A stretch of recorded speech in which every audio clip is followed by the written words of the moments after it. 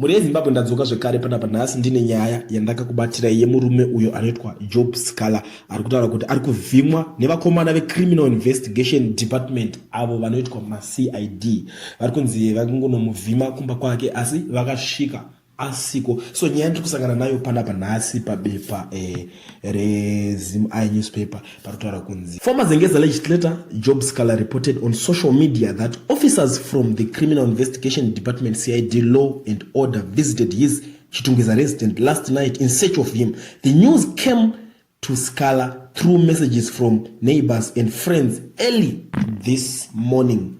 Sikhala, currently abroad for medical treatment, expressed confusion and concern over the visit. Today, I have visited my lawyer, Harrison Komo, to go and inquire from CID Law and Order if they are truly looking for me, Sikhala stated.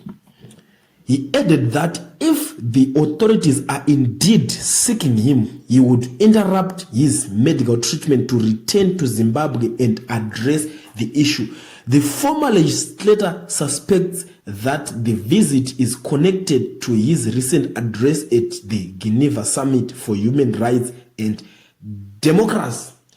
Ndo papa pakabuda ari kuGeneva Summit achitaura kuti inini ndinogona kunge ndatoya panapa ndiri kutaura neminyaya nhasi asi ndinogona kunge ndiri kutopara futi mhosva kunyika kwangu zvekuti zvinogona kutondisungisa ndogona kutosunga ndichitaura nyaya iyi. So iye ari kuti ato confused kuti anyadzosora vanhu vari kumutsvagira nyaya ipi because nyaya yaari kufungidza kuti ingangodaro ari kutaura ndo nyaya yekuGeneva Summit because iye pachake akatopupura nemuromo wake achitotaura ari ikoko achiti kutaura kwandiri kutoita nemi panapa ndinogona kunge ndatopara mhosva ndakutodiwa izvo ndakuda kutosungwa but papa ari kuti alright kana vari kunyatsonditsvaga zvemachokwadi ndinogona kumbomira zvandafambira zvekurapwa izvi ndodzokera ndonoita se ndinofesa nenyaya iyo asangataura nelawyer yake kuti lawyer chimboenda unonzwa kuti nyaya yacho vari kundichazonditsvaga zvechokwadi here ndikwanise kukansela zvinhu zvandiri kuita zvandakafambira kuno zvekurapwa ndo nyaya iri kuitika panyaya yaJob Sikhala iko zvinezvi muri yeZimbabwe. Ameno kuti imimo muri kuita makatarisa nyaya iyi munoiona sei?